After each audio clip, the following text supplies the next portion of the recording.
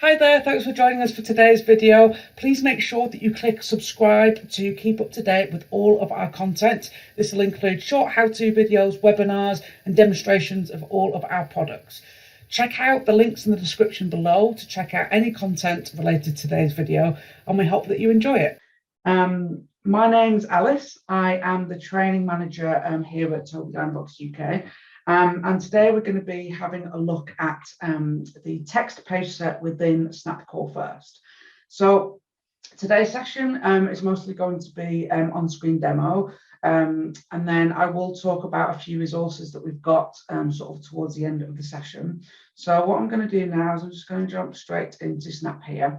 And I'm going to start out with kind of showing you how to get this page set. So the text page set is available within the Snap Core First app. So anybody that's maybe already got the app can actually access this page set, and I'll show you how. So whether you're new to Snap Core First, so maybe you've downloaded it for the first time, or maybe you've already got Snap Core First, but you want to start a new user, you will get this wizard screen here. And so what this will do is take you through the kind of initial setup. So I'm going to click on this Get Started. And then you'll notice here that we've got a choice of page sets to choose from. So the first thing that we can do is select which one we want. So you'll notice that we've got Core First, which is kind of our main page set that we kind of started out with. But if I scroll through, you'll see a few different languages. We've got the scanning page set we talked about last week. But if I scroll down, I've got the text page set, and I've actually got it localized into UK English. So if I select on there, it's now going to ask me to log into my Toby Box account. Now, this is quite important for things like backing up and syncing my page set and sharing it. And we are going to talk about that a little bit later. If you don't have a My Toby Box account, it's free. You can sign up for free, and I'll ask Catherine to put the link in the chat right now. So you'll be able to sign up for one of those. And as I say, it comes in really handy when we're kind of managing our page sets. So here it's going to ask me to name a page set. So I'm going to call it text page Alice. And then my next step, which is my final step, is just choosing my voice. So I'm going to go ahead with Lucy here. But I've got a couple of filters if I want to filter down to find the correct voice for me. I'm going to hit that arrow, and now it's going to create my new user. So this is going to now open up this text page set. And so what you'll see is it's going to open up onto quickfires. So this whole page set was designed around supporting those with literacy skills, and in particular adults. So you'll notice that a lot of the language that we've got in there is kind of geared towards those people. So the idea with quickfires is that they are those kind of really quick, useful phrases that kind of supports that kind of fast anytime communication. So it could be, whether we're talking in a social context or maybe we're in a medical context, we can use lots of these kind of quick phrases that allow us to engage quickly in socialization and those kind of conversations. You'll notice that we've put some preset language in there, but there's lots of space to add your own, or maybe even change some of the stuff that we've got in there already. And I will show you kind of how to do that as well. So you'll notice that we have this toolbar on this left-hand side, which basically allows us to quickly switch between the different tools that are available within this page set. So these are different communication tools. And no matter where I am within my page set, that toolbar is always going to stay there. So I can really quickly switch back into some of the different tools that I want to use. So next, we're going to have a quick look at phrases. And these are all going to be kind of different categories of phrases that allow us to communicate in specific situations. So again, you'll have noticed that we have created some specific categories based on what our kind of target audience, so those kind of adults, want to communicate about.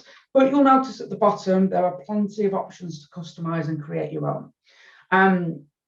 So if I go into this one, for example, you'll notice that we've got a couple of phrases around eating and drinking. I'm thirsty. Please give me smaller bites. But what we've also done is we've spent plenty of space for you to add and create some of your own phrases. So those ones that are important to you.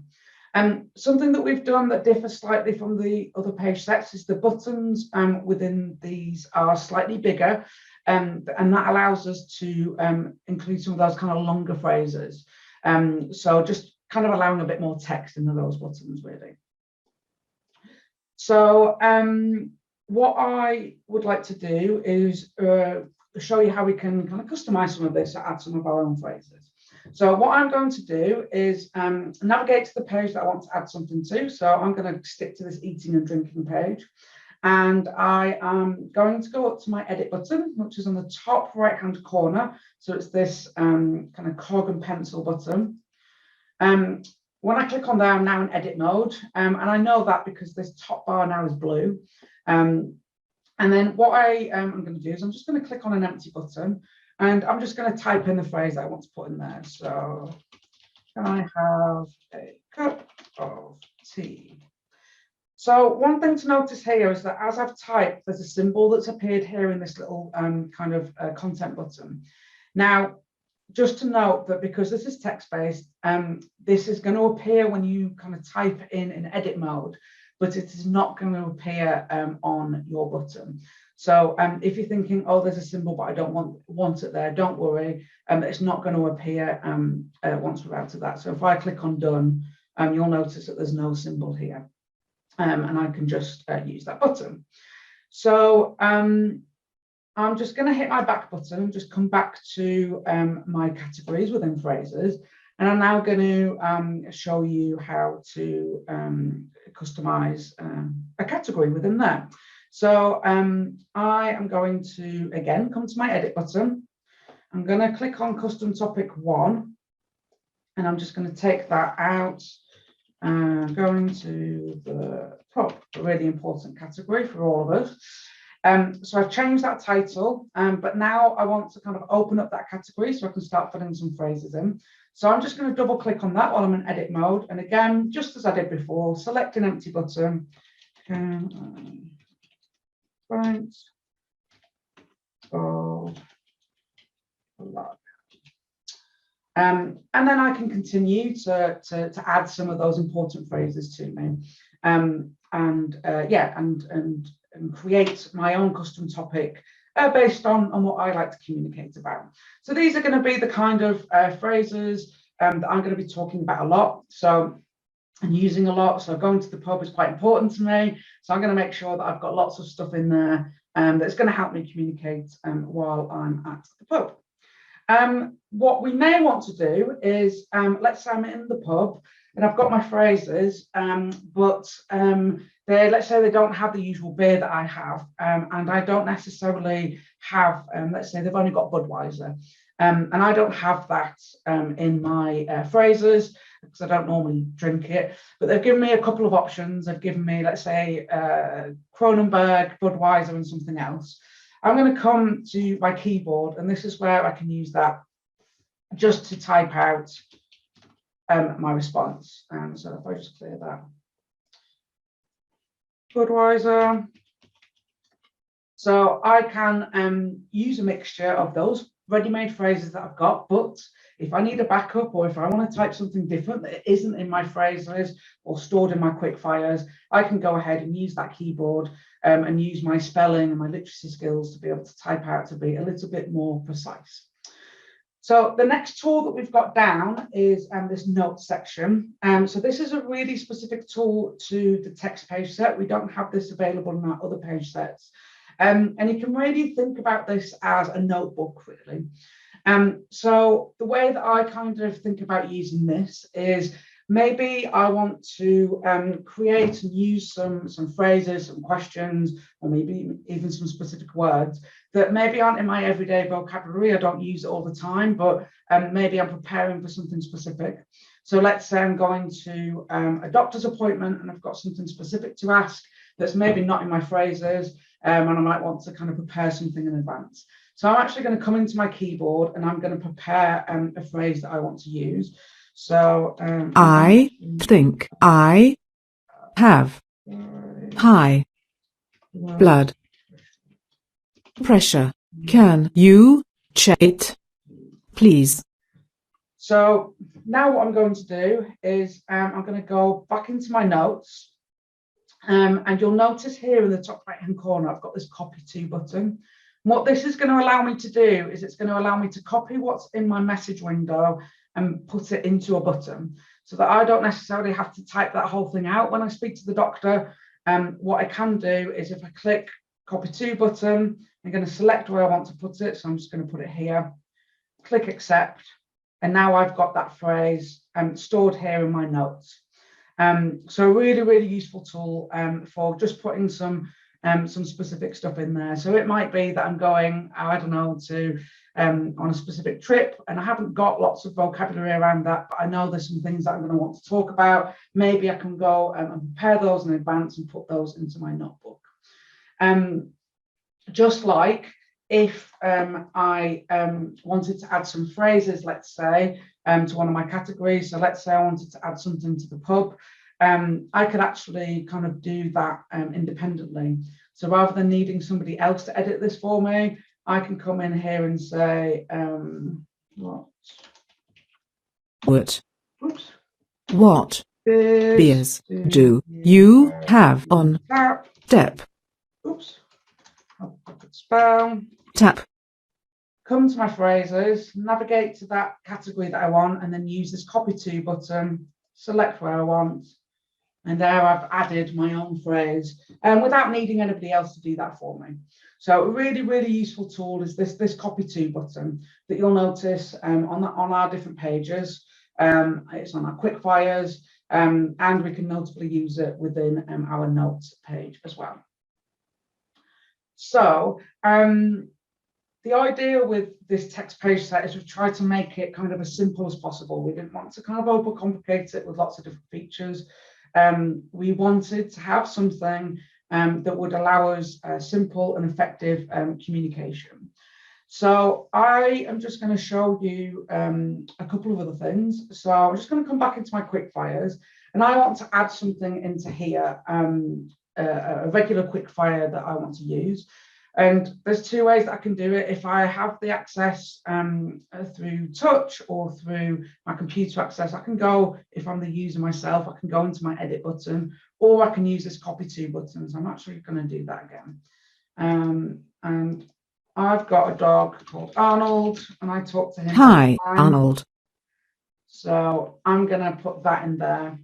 So I've typed my phrase out. I'm going to come to quick fires, use that copy to button, select where I want it, click accept. And now I've got that button in there. Now, I talk to Arnold all throughout the day. It's just me and him at home most of the time. So actually, I want a quicker access to this button. So what I want to do is to have it up near the top so that it's pretty much the first button that I see when I come onto quick fires. So what I can do is I can move this button. So I'm going to come again to my edit mode, and I'm simply going to select and hold that button that I want to move, and I'm just going to move it up. And if I hold it over the place of another button, it's just going to swap those over. Click on done, and now I've moved the Hi, Arnold. Hi, Arnold button up to the top. So we've had a look at the different tools. We can see how we can customize, we can edit and create our own buttons. We can use that copy to button really nicely, where we can type something with our keyboard and paste that into a button so that we can create some of our own content. The next thing that I want to talk about is kind of managing our page sets. So there's two things that we can do. We can back up our page sets and we can also share it. So in the instance of kind of backing up, it's really important to make sure that we've always got a backup of our page set, especially when it's really personalized, so that if anything happens to our device and we maybe need to move on to a new device, we've got a backup of it and we don't have to kind of start from scratch. So I'm going to show you how to do that. We're going to come into this edit mode again. And then down the bottom, I've got a couple of different tabs. So I'm going to click on the user tab. And then under user, it says here this text page set, which is the one that I've just created. So I'm just going to select on there and just find that page set. And it's the one that's got the tick on, because that's the one that I'm using at the moment. And in the far right-hand side, there's this little save button. And if I click on there, there's two ways that I can save or back up this, this page set. I can back up to a local file, which will basically save it to the computer, or I can save it onto a USB stick. So if I want to kind of switch it over to another device, or I can back up to my Tobii Dynavox. So my Tobii Dynavox is that free cloud-based account that we talked about at the beginning. And this is going to allow you to back up and save your page sets and manage them as well. So again, it's a free account. If you haven't already, I'd highly recommend signing up for one. So I would save that up, click on next, and it's just going to take a few seconds to back that up. And now I've got a copy of that page set within my cloud. The other thing that we may want to do, so let's say that I want to save my page set and maybe share it with, let's say, my speech and language therapist. So let's say they've worked with me, they like my page set, they want to have a look at it, or maybe even share it with some of their other clients. Maybe I want to pass it on to a friend. What I can do up here at the top, there's this little cloud button. And if I click on there, it's going to have a look at kind of syncing my page set. But what I can actually do just below that is this share button here. So it's a share to let others use and edit this page set. So if I click on there, it's now going to ask me to put in the details of another My Tobii Dynavox user. So if I want to share it with my speech and language therapist or my friend, they need to have a My Tobii Dynavox account. But as we said, it's free, so they can sign up for that. And then once they've done that, all I need to do is type in their email address. So let's do this. We'll do this with John. Click on add. There we go. And I can send it to multiple people if I want to. And then all I need to do is click on the share button, and then now John will get a notification to say that I've shared a page set with him. And he can open that up on his computer, he can have a look at it, he can edit it, he can make some changes, and then he can send it back to me or send it on to somebody else. So a really nice way of sharing that page set. So the last bit that I want to go through is this dashboard tool. So when I open this up, there's a couple of different things that I can do.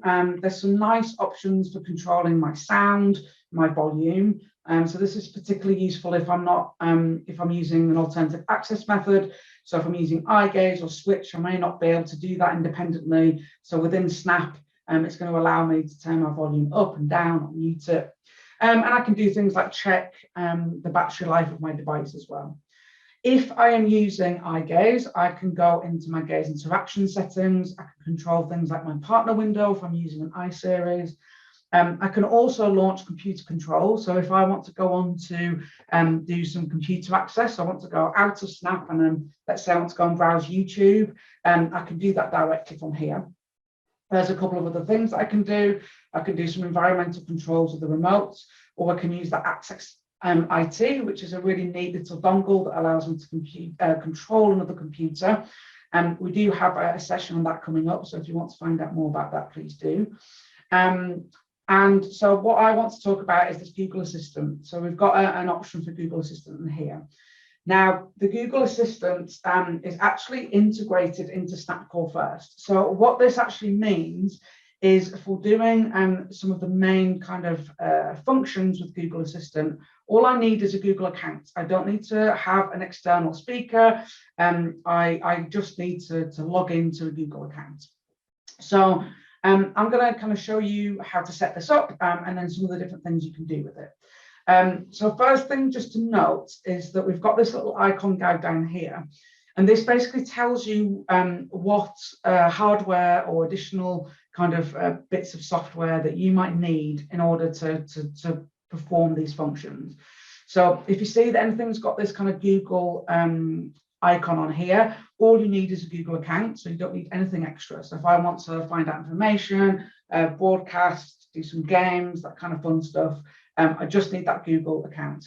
If I want to do things like play music or do calling, I will need an external hub. Likewise, if I want to do things like switch my lights on and off and do some kind of environmental controls, I will need, a smart plug or something like that. But as I say, this little guy down here will kind of tell you what you need. So the first thing that I need to do is I need to connect this to a Google account. Google accounts are free. So again, nice and easy to sign up to. Just go to Google and you can sign up for a free account there. So to connect my Snap to my Google account, I'm going to come into this edit button. And again, I'm going to come down to where it says user. And if I just scroll down at this tab, down at the bottom, there's a section that says Google account. And here it says that I'm not connected. So I'm just going to click on connect to Google. And what this is going to do is it's actually going to take me out of Snap onto a web page. Now, this will only happen once. So the first time you log in, it'll ask you to do it. And then after that, it'll stay connected. So I'm just going to click on next here. I just need to agree to some terms and conditions to Google. And then now it's going to open up onto a web page.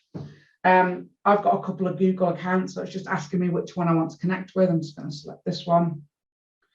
And then it's just going to say, do you give it access to the Google account? Absolutely. Then it's going to say, do you want to make sure, do you want to allow Snapcall first to have access to your Google account? Yes. And then now I can just go back into Snapcall first. And you'll see here now it's connected. Now I've done that once, I won't need to do that again. So now I've connected, I can click on done. And I can come into my Google Assistant. So let's say I want to come into time and weather. I can do things like... What's the weather for today? In Birmingham today, there will be scattered showers, with a forecast high of 14 and a low of 6. So Currently it's 14 degrees and... Be quiet. So you see that it will speak that command, but then send it to Google Assistant kind of in the background, and then Google Assistant will respond to that. Now, in some cases, you might not necessarily want it to speak out that command. You might just want it to send directly to Google. So all you need to do, if you want to do that, is change the actions on the button. So at the moment, the actions on these buttons say that when I press this button, it's going to speak that message. So to change that, I'm going to come into my edit mode again. I'm going to select the buttons that I want to change. So these ones that I've got active at the moment. And then I am going to scroll down here to where it says actions. And at the moment, I've got that speak or insert message. And I'm just going to take that off. I'm just going to delete it. So now when I go in. From today until Saturday in Birmingham, it'll be rainy, with highs in the... So you'll notice that we've got down here, I've used it a couple of times, this be quiet button. So if Google's going into a bit of a spiel and I don't want to listen to it all, I can press that button and I'll ask her to stop speaking. So really, really useful tool.